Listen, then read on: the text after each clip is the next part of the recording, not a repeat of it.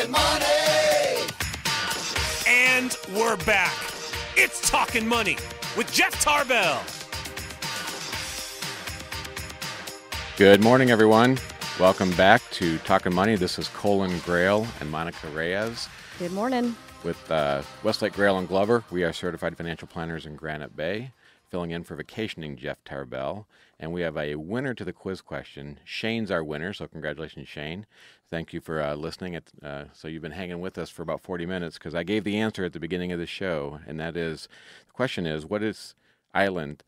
name one island that Jeff Tarbell has visited this week? And the answer was either the Cayman Islands or Honduras. So again, thank you for listening, and I believe we gave you some ski passes for that, but is that what we gave him, Chris?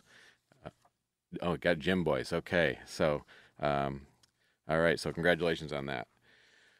So again, if you would like to call in with any questions about retirement plans, IRAs, feel free to give us a call at 339-1140.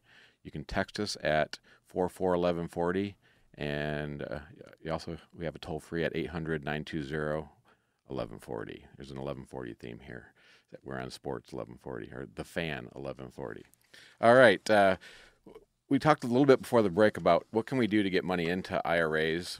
We had a good question from a text-in call here, and he had a follow-up question, is that can he call us on Monday if he has some what-ifs, and the answer is absolutely. We can be reached at 677-1640, so give us a call or shoot us an email. You can get us on the website at wggadvisorgroup.com, or again, 677-1640 for anybody listening that has any follow-up questions to what we're talking about today. So, we get money into these IRAs, they grow. We call that, once we've built up a pile of money in IRAs, we call that halftime. How the heck do we get money out? And where we're seeing this problem is with a lot of our clients is, it could be our clients that are in the 65 plus zone, or it could be the parents of our clients that are getting to that stage where they're going to be passing money on, or at least talking about how to organize their estate. What we find with a lot of our 65 plus clients is they're not using their IRAs. They have to take each year what's called a required minimum distribution. They take that, they have to pay their taxes on it, and they're not spending that. They're just reinvesting that money. So what are the options? What's happening here is this account generally is continuing to grow, and what is surprising to most people is they think that they put this money in the deferred account, and when it is passed on, that it's tax-free, and in fact it is not. Whoever receives that money is going to pay taxes on it, unless it's a nonprofit or a charity. So there's lots of complications, and this is where the expertise of being in the IRA market really kicks in, is not only knowing how to maximize and use the 10 or more different options of the current IRAs, but it's really about how do we get money out, how do we do the tax planning and estate planning around what we call these big tax-infested IRAs.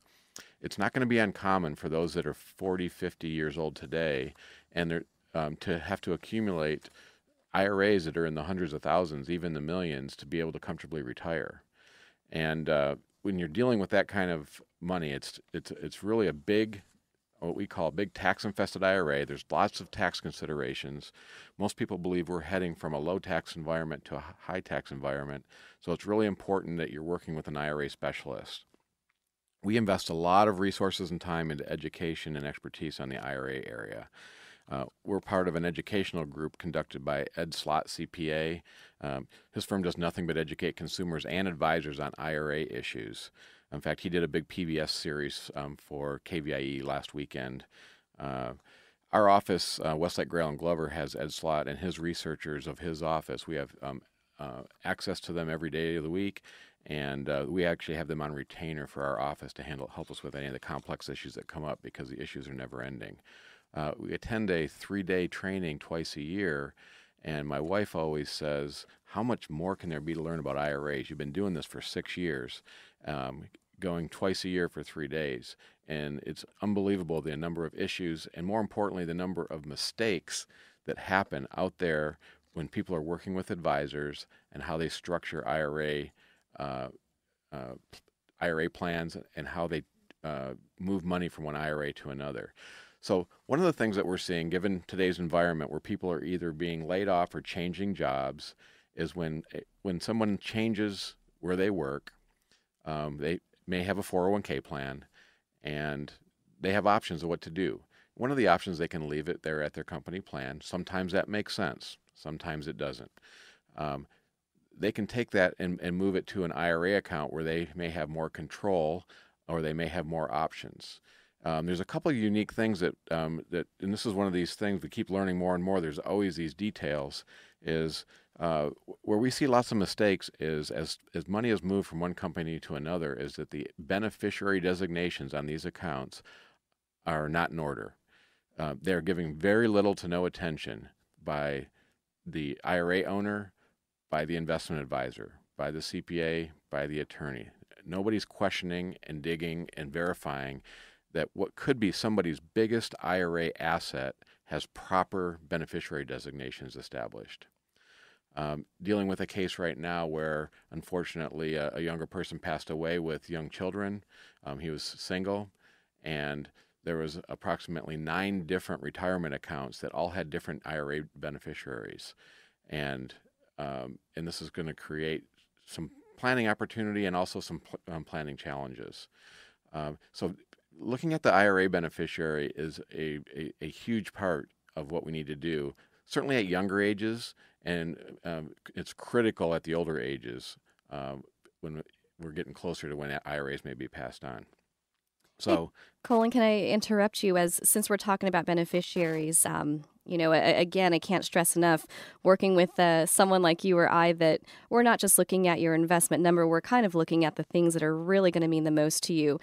Along the same lines as beneficiaries, I think I've seen often, maybe when there's a divorce or a change in the family, what type of challenges come up with that? Maybe when we've remarried and forgot to change the beneficiary of our IRA or our 401k to our new spouse. Well, that's a bad moment if we find out that somebody's spouse passed away with retirement plan and their ex-spouse was the still named as the beneficiary. So that's not the news I like to deliver, and it's very avoidable. There's also some legal differences between whether somebody owns a 401k or an IRA and what you're able to do. Right. So I had one client that found it very surprising that they were divorced. He had 3 kids. He had a retirement account at work, a 401k plan, named his kids as beneficiary. When they got married, he wanted to leave his kids as beneficiary. He had earned the money before he got remarried. He wanted it to be for his kids.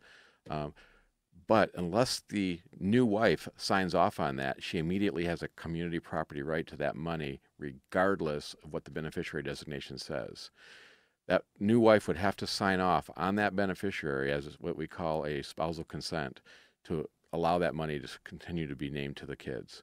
Very different than an IRA. An IRA, if it was established before marriage, that beneficiary would hold up. So these are subtle differences that they don't sound important until you're in these situations. And then all of a sudden, the wrong people are inheriting the money. Mm-hmm. What about prenups? Will that fix it? A prenup won't fix it. ERISA rule, which governs a 401k plan, overrides what is written in a prenup.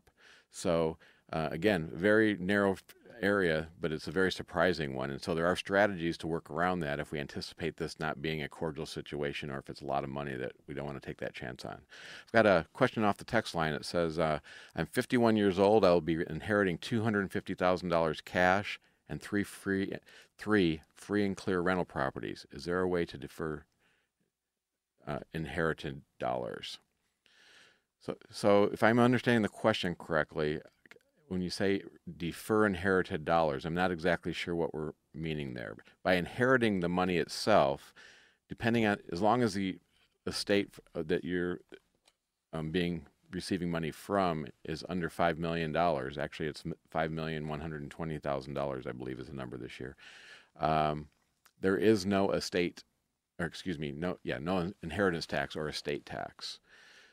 If you receive cash and it's not part of an IRA, you're not going to be taxed on that. Same thing with the rental properties.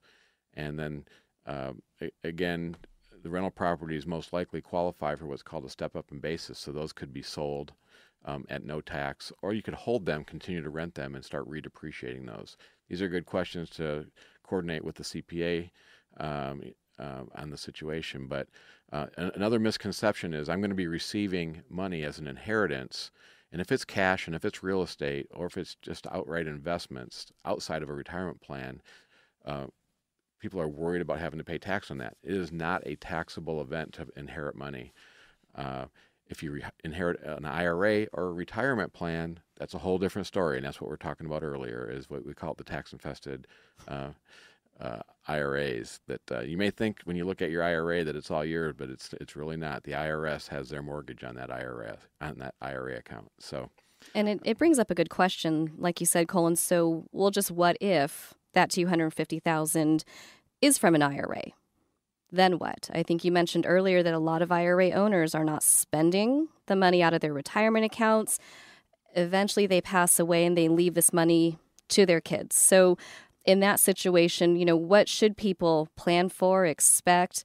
The taxability of receiving retirement money, a lot of us may find ourselves in that situation. Again, there are a lot of options for how you take that money. If it's an IRA, it's going to be taxable. It's just whether it's sooner or later. And there's what's called a stretch IRA. There's some. There is a. There's just a lot of ways to take that money. You can actually convert some of it to a Roth IRA if that makes sense. It doesn't make sense for everyone to do that. So again, good questions here. But again, if it's not IRA money, there's no taxes to be paid unless it came from an estate that was larger than $5 million. Okay, I've got a question on line one. We'll take it on the air, and then let's see. Stephen? Thanks for calling in. Oh, looks like we lost Stephen. Oh, he hung up right at just as we were picking him up. So sorry, Stephen. If you still got a question, give us a call back. Last question on the text line here is: my parents have a crummy trust. Is that good? It doesn't sound good with a name like Crummy, does it? It's a crummy trust. So, that's a crummy trust is something used as an estate planning strategy. It is. The reason it's called a crummy trust is it was a strategy that was put forth through Congress by Senator Crummy. That was his name. So a crummy trust is really, oftentimes it can be very good for the beneficiaries. It's a way to gift and often leverage money to the next generation. So oftentimes it's used in conjunction with a life insurance policy that's set up for the beneficiaries. So I'd say I don't have any more details. It's hard to know whether it's good or bad, if it's being done right, if it's being managed properly. But at the surface, if you're the beneficiary of a crummy trust, at some point in the future, when the parents pass away and the beneficiaries, that tends to be a very, very good thing. So, got one more quiz question for today. Again, if you'd like to call in at 339-1140 or text in at 44-1140. I've got one last question. I'll go ahead and take that for you, Colin. Each year, the NHL holds a Winter Classic. Where will the next Winter Classic be held? You can give us a call in with that answer. We'll have a prize for you. All right. With that, thank you. Chris, are you giving me the sign that we're done? Oh, okay. We'll be back after the break. All right. The Winter Classic. And we'll give away either Jim Boy's Tacos or Sierra Ski Passes. We'll be back in a few moments. Thank you.